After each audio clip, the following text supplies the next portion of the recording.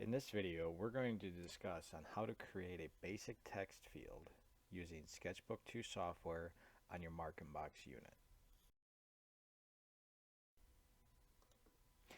First, we're going to click and drag out a text field into the location on the grid. At this point, we will select a text style from horizontal, vertical, arc, and even 2D barcode. In this example, we are going to do horizontal.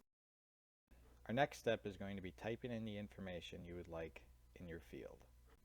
From here, you'll be able to adjust the height, width, force and speed, jogging, font for your text field. Now we are going to work with the height, width, and spacing of our text field. First, we are going to adjust the character height to be 3 millimeters high. Then we will work with our width. From this point, we will show you a variety of options to make sure that you get the correct amount of information within your text field. And then we're going to change it back to 60%. And finally, we will adjust the spacing to make sure that we have enough space in between our characters during the marking process.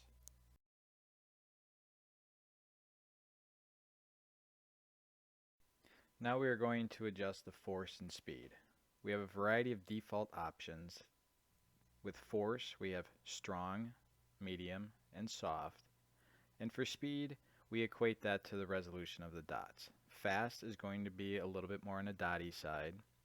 Medium, it's going to tighten it up. And slow is going to resemble more of a straight line type mark.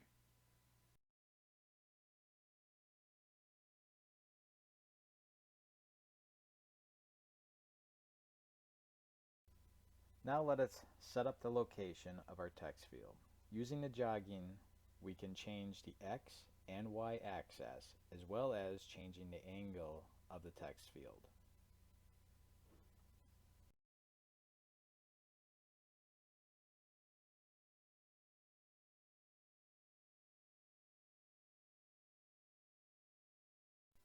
Finally, we are going to show you our font settings.